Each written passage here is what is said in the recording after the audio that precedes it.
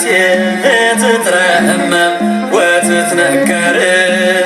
ስላሴ ትትረመም ስላሴ ትትረመም ወትትነከር ስላሴ ትትረመም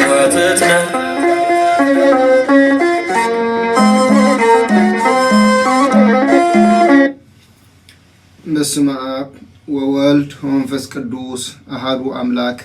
አሜን። በክርስቶስ ክርስቲያን በወልድ ውሉዳን መንፈስ ቅዱስ መንፈሳውያን መፍቀርቲ ነመቤታችን ናይድና ቅድስት ድንግል ማርያም አማላድነት ተረዳእነት ናይ ኩሎም ሕርያን እግዚአብሔር አምላክ ተአምኑን ትውከሉን ናይ እግዚአብሔር ቤተሰብ ከመይ ኣለኹም ከመይ ቀኒኹም አሜን። ስም ልዑልን ህያውን ዝኾነ እግዚአብሔር አምላክና ዝኸበረን ዝተመስገነን ይኹን። نزعل زيان ساعات زيان باريخو قديسو سلازهابنا እግዚአብሔር አምላክና ክብርን ምስጋናን አምልኾን ወዳሴን ንዕይብ ፀሐዮ እሺ ከም ፈቃድ አምላክ ሎሚ ድማ ሳልሳይ ክፋል ናይ ምስጢረ ስላሴ ክንርኢና ማለት እዩ። ኣብዚ ሓለፈ ካልኣይ ክፋልና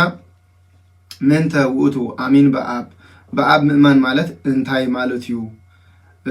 ዝብል ርኢና ማለት እዩ። ስለዚ በአብ ምእማን ማለት በፈጣሪ ምእማን ከም ዝኾነ ፈጣሪ ከም ዘሎ ንዓናውን ከም ዝፈጠረና ብምንታይ ክረጋገጽ ይኽእል ዝብል ድማ ብሰፊሑ ርኢናዮ ማለት እዩ። ስለዚ ፈጣሪ ዝርአን ዘይርአን ኣብዚ ዓለም ዘሎ ሰማይን ምድርን ሰብን ፍጡርን ኩሉ ከም ዝፈጠረ ነዚ ከዓ ብመሰረት መጽሓፍ ቅዱስ መሰረት ጌርና ርኢናዮ ማለት እዩ። ስለዚ ሎሚ ድማ ፈቃድ አምላክ ምስጢረ ስላሴ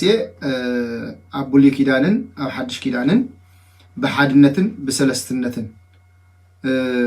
ዝተገልጹ ጥቕስታት ካብ ብሉይን ካብ ሓድሽን መሰረት ጌርና ከም ፈቃድ አምላክ ክንሪኦም ኢና። ኣብ ብሉይ ኪዳን ብሓድነቶም ብሰለስትነቶም ኣብ ብሉይ ኪዳን ኣብ ሓድሽ ኪዳን ከምኡ ብሓድነቶምን ብሰለስትነቶም ዝተገለጹሉ ጥቕስታት ከም ፈቃድ አምላክ ክንሪኢና ማለት እዩ። ስለዚ መጀመርታ ንሪኦ ብሓድነቶም እግዚአብሔር ሓደ አምላኽ እዩ። እግዚአብሔር ሓደ አምላኽ እዩ። አምላኽና ሓደ እዩ። ሰለስተ ኣይኮነን ክልተ ኣይኮነን ብዙሓት አማልኽቲ እውን ኣይኮነን ንምልኽ ንሕና ኦርቶዶክሳውያን አምላኽና ሓደ እግዚአብሔር አምላኽና እዩ። ነዚ ከዓ መጽሓፍ ቅዱስ ሕፅር ብዝበለ ውሕድ ብዝበለ ምጥን ብዝበለ ኣብነት ዝኾነና ጥቕስታት ከም ፈቃድ አምላክ ክንርኢና ማለት እዩ። ስለዚ ኣብ ብሉይ ኪዳን ኣብ ኦሪት ዘፍጥረት ምዕራፍ 1 ዘሎ ቃል እንተርኢናዮ ምዕራፍ 1 ፍቅዲ 1 ኦሪት ዘፍጥረት አምላኽ ሰማይን ምድርን ፈጠረ ይብለና ማለት እዩ። አምላኽ ክብል ከሎ እግዚአብሔር አምላኽ ሓደ ምዃኑ ፈጠረ ዝብል ከዓ ንሓደ ዘስምዕ ከም ዝኾነ ስለዚ አምላኽ ሰማይን ምድርን ፈጠረ ክብል ከሎ ሓደ እዩ። አምላኽ ሰማይን ምድርን ፈጠሩ ኣይብልን። ስለዚ እንታይ ደኣ ፈጠረ። ስለዚ አምላኽ ብምፍጣር ብስልጣኑ ሓደ ከም ዝኾነ ሓደ አምላኽ ከም ዝኾነ የርእየና ማለት እዩ። ስለዚ አምላኽ ሰማይን ምድርን ፈጠረ ይብለና። ካልእ እውን ነቢይ እግዚአብሔር ኢሳያስ ኣብ ምዕራፍ 43 ፍቅዲ 10 ዘሎ ቃል ተመልኪትናዮ ኦ እስራኤል አምላኽካ ኣነ በይነይ አምላኽ እየ ኢኻ ይብል እግዚአብሔር አምላኽና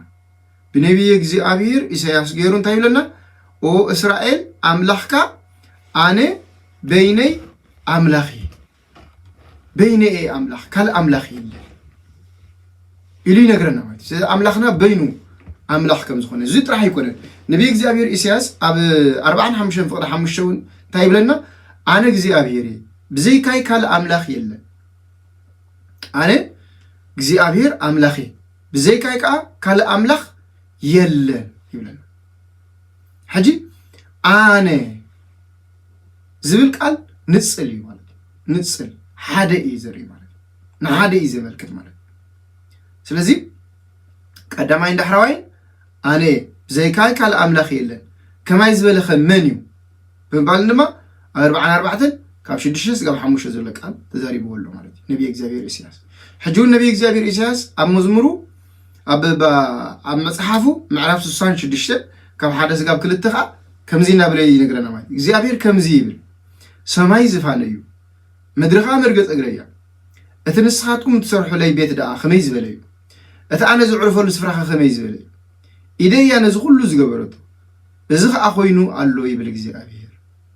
ስለዚህ ኣነ ዘዕርፈሉ ኣነ ብምባል ነብሱ ይገልጽ ንሕና ኣይብልን ብዙሕ ኣምላኽ ብዙሓት ኣማልኽቲ ከም ዘይኮነ ዘርእየና ኣነ ብምባል ነብሱ ይገልጸልና እግዚኣብሔር ኣምላኽና ማለት ስለዚ ካልኡ ነቢይ እግዚኣብሔር ሚልክያስ ኣብ ምዕራፍ 2 ፍቅዲ 10 ዘሎ ቃል ተመልኪትና ንኹላትና ዶ ሓደ ኣቦ ኣይኮነን ዘለና ሓደ ኣምላኽ ዶ ኣይኮነን ዝፈጠረና ስለምንታይ ደኣ ኪዳን ኣቦታትና ብምፍራስ ንሓደ ሕድና ንጣላለን ይብለና ማለት ንኹላትና ሲ ሓደ ኣቦ ዶ ኣይኮነን እዩ ዘለና ሓደ ኣምላኽ ዶ ኣይኮነን እዩ ዝፈጠረና ይብል ማለት ስለዚ ሓደ ኣቦ እዩ ዘለና እግዚኣብሔር ኣቦና ሓደ ፈጣሪ ኸ እዩ ዘለና ዝፈጠረና ኣምላኽ ሓደ እዩ ስለዚ ሓድነቱ ናይ እግዚኣብሔር ኣምላኽ ሓድነቱ ሓደ ኣምላኽ ከም ዝኾነ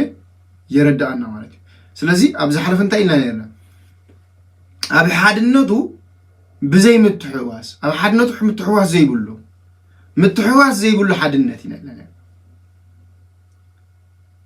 ምፍልላይ ዘይብሉ ኸ ሰለስትነት ስለዚ ምትሕዋስ ዘይብሉ ሓድነት ሓደ ኣምላኽ ከም ዝኾነ የረዳእና ማለት እዩ ስለ ቃሉ እግዚኣብሔር ኣምላኽና ዝኽበረን ተመስገነን ይኹን ስለዚ እዚ ጥራሕ ኣይኮነን ዝዛረብ ዘሎ ነቢይ እግዚኣብሔር ኢሳያስ እዚ ይልና ኣሎ ካብ ብሉይ ኪዳን ሓድነት ኣምላኽ ዝገልፁ ጥቕሳት ኣዝዮም ብዙሓት እዮም ግን ምስቲ ግዜና ርኢና ሕፅር ብዝበለ ምጥን ከዓ ብዝበለ ከዓ ኣብ ብሉይ ኪዳን ንሓድነት እግዚኣብሔር ዝገልፁ ኢልና ዘምፃናዮም ጥቕሳት እዞም ዝስዕቡ ነይሮም እዞም ዝረኣናዮም ነይሮም ማለት እዩ ሓድነት እግዚኣብሔር ኣብ ሓድሽ ኪዳን ኣብ ሓድሽ ኪዳን ብሓድነት ዝተገልፀሉ ምስቲ ኣብ ብሉይ ኪዳን ዘሎ ምትእሳር ዘሎ ብሓድነት ዝተገልፀሉ ብሉይ ኪዳን ኣብ ሓድሽ ኪዳን እንታይ እዩ ንዝብልካ ማቴዎስ ወንጌል ምዕራፍ 12 ፍቅዲ 29 ኢየሱስ መለሰ ይብል ጎይታ ዓለም ኢየሱስ ክርስቶስ ኣብ ዝምድር ከሉ ዝመለሶ መልሲ እታ ቀዳመይቲ እዚኣ እያ ኦ እስራኤል ስማዕ እግዚኣብሔር ኣምላኽና ንሱ በይኑ እግዚኣብሔር እዩ በይኑ ሓደ በይኑ ማለት ሓደ እዩ በቃ በይኑ እግዚኣብሔር ጎይታ ዓለም ኢየሱስ ክርስቶስ ዝመለሶ መልሲ ማለት እዩ ካልእ ኣብ ግብረ ሐዋርያት ምዕራፍ 7 ካብ 34 ክሳብ 36 ዘሎ ቃል እንተኢልና መከራቶም ኣብ ግብፅ ዘለዉ ህዝበይ ኣጸቢቐ ርአኹ እህቶኦም ከዓ ሰማዕኩ ሕጂ ኩሉ ረኣኹ ሰማዕኩ ከውፆምን ወረድኩ ይብል ከውፆም ከዓ ወረድኩ ስስ ሓድነት እዮም ዝገልፁ ዞም ቃላት እዚኦም ሕጂ ከዓ ናብ ግብፅ ክልእኸካ ነዓ በሎ ነዓ በሎ መን እግዚኣብሔር ንመን ሊቅ ነቢያት ሙሴ እግዚኣብሔር ንዓይዱ ፀዊዕዎ ማለት እዩ ስለዚ እግዚኣብሔር ኣምላኽና ሓደ ምዃኑ የርኢ ካልእ ቀዳማይ ቆሮንጦስ ምዕራፍ 8 ካብ 3 ክሳብ 5 ዘሎ ቃል መልክትና ናይ ሓድሽ ኪዳን ጠቕሲ ደጊምና ንሪኦ ደጊም ብዛዕባ እቲ ንጣዖታት ዝተሰውአ ምብላዕ ጣዖት ኣብዛ ዓለም ግዛዕ ከም ዘይኮነን ብዘይቲ ሓደ በይኑ ኣምላኽ ከዓ ካልእ ኣምላኽ ከም ዘየልቦን ንፈልጥ ኢና ይብለና ማለት ስለዚ እግዚኣብሔር ኣምላኽ ብዘይካ ንሱ በይኑ ካልእ ኣምላኽ የለን ጣዖታት ወላ ኣማልኽቲ ኢሎም ሰባት እንትፀውዕዎም ምንም ኣይኮኑ ከምቲ ዘማራይ ዳዊት ዝበሎም እዩ ጣዖታት ኣሕዛብ ዓይን ኣለዎም ኣይርአን እዝኒ ኣለዎም ኣይሰምዕን ኣይዛረብን ኣፍንጫ ኣለዎም ኣይሽትትን እዝኒ ኣለዎም ከዓ ኣይሰምዕን ኢድ ኣለዎም ኣይንቀሳቐስን እግሪ ኣለዎም ኣይከይድን እዩ እቶም ንዖም ዘምልኹ ድማ ከምኣቶም ክኾኑ እዮም ብምባል ዘማራይ ዳዊት ዝገለፁ ስለዚ ጣዖት ምንም ኣይኮነን ኣምላኽ ክኸውን ኣይክእልን እዩ ኣምላኽ እውን ኣይኮነን ሰባት ዋላ ኣምላኽ ኢሎም ዝፀውዕዎ ግን ኣምላኽ ክኸውን ኣይክእልን እዩ ኣምላኽና ግን ንሱ እንታይ ይብለና ኣሎ ቅዱስ ጳውሎስ ሓደ በይኑ እዩ በይኑ ኣምላኽ ከም ዝኾነ ይነግረና ስለዚ ሓድነት ናይ ኣምላኽ ኣብ ብሉይ ኪዳን ናብ ሓድሽ ኪዳንን እዩ ዝነግረና ዘሎ ማለት እዩ ካልእ ቀዳማይ ቆሮንጦስ ምዕራፍ 12 ፍቅዲ 6 በብዓይነቱ ዝኾነ ተግባራት ኣሎ እቲ ኣብ ኩላቶም ኩሉ ዝገብር ኣምላኽ ግን ሓደ በይኑ እዩ ስለዚ ኣምላኽ እንታይ እዩ ዝብለና ኣሎ ሓደ በይኑ ኣምላኽ በይኑ እዩ ሓደ እዩ በይኑ ገላትያ ምዕራፍ 3 ፍቅዲ 20 እውን ቀፂሉ እንታይ ይብለና ንሓደ ሰብ በይኑ ግና መንጎኛ ኣየድልዮን እዩ ኣምላኽ ከዓ ሓደ በይኑ እዩ ንሓደ ሰብ በይኑ እዚ መንጎኛ ኣየድልዮን እዩ ሓደ ሰብ ተኮይኑ መንጎኛ ኣየድልዮን ኣምላኽ ከዓ በይኑ እዩ በይኑ ሓደ እዩ ስለዚ ኣምላኽ መንጎኛ ኣየድልዮን እዩ ዝብለና ዘሎ ማለት ኣምላኽ ሓደ በይኑ እዩ ካልእ ያዕቆብ ምዕራፍ 2 ፍቅዲ 19 እንታይ ይብለና ንስኻሲ ኣምላኽ ሓደ በይኑ ምዃኑ ተኣምን ፅቡቕ ኣለኻ ይብለች ፅቡቕ ገበርካ ሓደ ኣምላኽ ምዃኑ ተኣምን ኣጋንንት እውን ይኣምኑ እዮም ኢሎም سز أملاخ بينو حدا خمس خانة أجان أنت خيترف أنت يقول مايتي أملاخ صح حدا خمس خانة سلزي سبب أملاخ حدا كم زخانة بس حدا أملاخ زخ أملو خمس لو يوز نقرنا سلزي أملاخ حدا النتون حد بحد النتو قبل كيدانن أو حدش كيدانن رئينا يعني رئينا لنا مالتي سلك قالوا زي أملاخنا صار أنت مسكين سلست النتو خي سلست النتك زي أبير قبل كيدانن حدش كيدانن كه تاي مسن حكي سلست النتون حد النتو خمس رأنا يو بسلست النت قبل كيدانن أو حدش كيدانن تتقصى زتقل تقصنات كأتينا هريو إسياس معرف 4 شمنتن فقد 10 شديش زولك أنت ملكيتنا حجون إجزابير أملاخ نعين نمنفسون تاجرنا له ليخلنا له يبل نعين نمنفسون سلزي نعايز تبعها إجزابير ولدي منفس قدس منفس تبعها منفس قدسي سلزي إجزابير ولد نبع عالم زتلا آخر نبعلو ولد لأخو خينو ولد تلا أخو خينو أبوه على أخو خينو أبوه لأخو خينو ولد خات لأخو خينو سلزي أبي يوحنس ونجيل معرف سلسته فرح سير شكاب زلون تعيز لنا أملاخ نا نودونا بعالم زل أخو عالم بوخد الحنبر نعلن فردي لا يكون سلزي أملاخ نودو زل أخو نا بعالم زل أخو عالم بوخد الحنبر نعلن فردي لا يكون يبلنا سلزي كل جزء أبتنا سبعات نينجو سبعات لما كنا بتصح كلنا خانتين سبعات أب فنا بسبعات أب فناوي بسبعات ولد تفناوي بسبعات منفس قدوس مهياوي دي بزات مقدس سلامك عاوي بمبال أبتي نملك أصل نميتاችን ቅድስት ድንግል ማርያም أو ملك أوداسي أبتي ملك أوداسي أو أب مودعتان ብሎ ማለት እዩ ስለዚህ بناي أبو سبحات بناي أبو مسجانا بتي فناو زخون እግዚአብሔር أبو مسجانا بتتفناو زخون እግዚአብሔር ولد مسجانا بدي منفس قدس محوي زخون منفس قدس مسجانا بناي كلاتهم مسجانا بناي كلاتهم برخت بناي كلاتهم مسجانا سي نابزا بيت زيا نابزا بيت مقدس زيا سلام كسددي بمبال أب فناوي ولد خات فناو خمس خونة أب لأخي ولد أنت لأخي خمس خونة منفس كل كم حوي خمس خونة زنقرنا مالك لذي نعين منفس اللي يخلو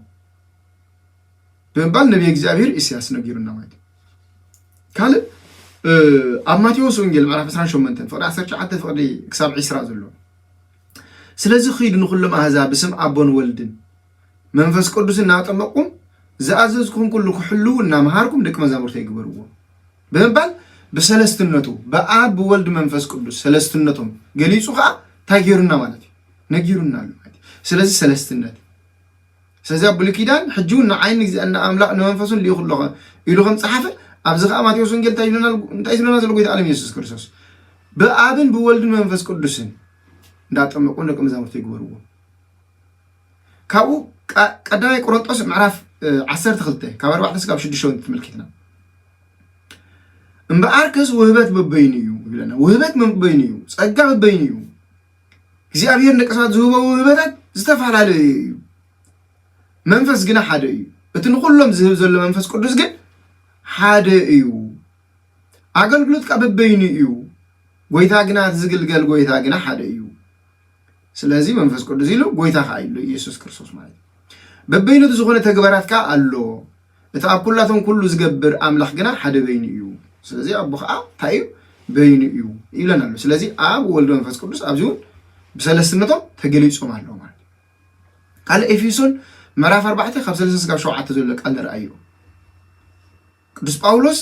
بنتصوري زقمت لنا زلوا سلستنت بتحادنت نيجزي أبير أملاخ سلستنت كم زلوا بنتصوري زقمت لنا زلوا كم تأنا حنتي تسفى تصوعكم حدا سبنت حدا منفس له حدا قويتا حنت امنت حنت تمكت قالوا أتي لعلو كلن أب كلن زخنفا حدا أملاخ له سلسل بحد النت أمي تقول له حدا سبنت له حدا سبنت له حنت أكل حدا ملكوت قالوا حدا ملكوت قالوا كنكا منفس قدس قالوا قويت عالم يسوع قويت قالوا أبوه أجزابير أبوه قالوا خايب لنا له مالك ስለዚ ብሓድነቶምን ብሰለስትነቶም ከዓ እዚ ቅዱስ ጳውሎስ ብንጹር ገይሩ ኣቐሚጡልና ኣሎ ማለት እዩ ይሁዳ እውን ቅዱስ ይሁዳ እውን ኣብ ቀዳማ ሓንቲ ምዕራፍ ያዘላቶ ኣብ ምዕራፍ 1 ካብ 20 ክሳብ 21 ዘሎ ንስኻትኩም ግና ኣቱም ፍቁራተይ በታ ካብ ኩሉ እተቀደሰት እምነትኩም ንርእስኹም እናሃነጽኩም ብመንፈስ ቅዱስ እውን ጸልዩ ይብለና ሕጂ መንፈስ ቅዱስ ይልና ነቲ ናብ ህይወት ዘለዓለም ዘብጽሕ ምሕረት ጎይታና ኢየሱስ ክርስቶስ ሪኦ መንፈስ ቅዱስ ጸልዩ ከመይ ገርና ክንጸልይ ከም ዘለና ጸሎትና ኣብ ኣምላኽ ቅቡል ከመይ ገይሩ ክኸውን ከም ዘለዎ ዝምህረና መንፈስ ቅዱስ ኣብ ልሳንና ቃል ብምቕማጥ ንኣምላኽ ዝሕጉዝ ጸሎት ከመይ ገርና ክንጽልይ ከም ዘለና ዝህበና መንፈስ ቅዱስ ስለዚ ብመንፈስ ክንጽልይ መንፈስና ነቂሑ ንኣምላኽ ከመስግን ክጽልይ ናብ ኣምላኽ ክጽልይ ብምሕረት ጎይታ ይብለና ናብ ህይወት ዘለዓለም ዘብጽሕ ምሕረት ጎይታ ዓለም ኢየሱስ ክርስቶስ ኣብ መስቀል ተሰቂሉ ስጉ ቆሪሱ ደሙ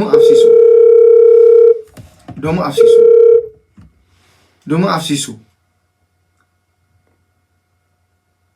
ስጉ ቆሪሱ ኣብ መስቀል ኮይኑ ከዓ ኣቦይ ዝገብሮ ኣይፈልጡን እዮም ይቅረበለሎም ኢሉ ይቅረበለሎም ብምባል ምሕረት ናይ ዘለዓለም ምሕረት ናብ ህይወት ዘለዓለም ንኽንበጽሕ ምሕረቱ ኢየሱስ ክርስቶስ እናተጸበኹም ንርእስኹም ብፍቕሪ ኣምላኽ ሓልዋ እግዚአብሔር ኣቦ ኣምላኽ ንዓለም ስለ ዘፍቀራ ንሓደ ወዱ ናብ ዓለም ለኣኹ ይብለና ፍቕሪ ኣምላኽ ኣቦ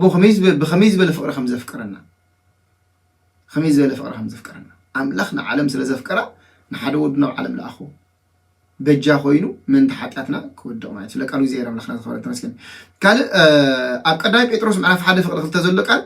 ንኢየሱስ ክርስቶስ እዙዛት ክትኮኑ ብምንጻግ ደሙ ከዓ ምንቲ ክትነጹ በተቀዳሲ ዝኾነ ስራሕ መንፈስ ቅዱስ በተቀዳሲ ዝኾነ ስራሕ ናይ መንፈስ ቅዱስ እግዚአብሔር ኣቦ ዝሓረየኩም ጸጋን ሰላምን ይብዛሓልኩም አሜን ጸጋን ሰላምን ይብዛሓልና ንኹላትና ጸጋን ሰላምን ናይ እግዚአብሔር ኣቦና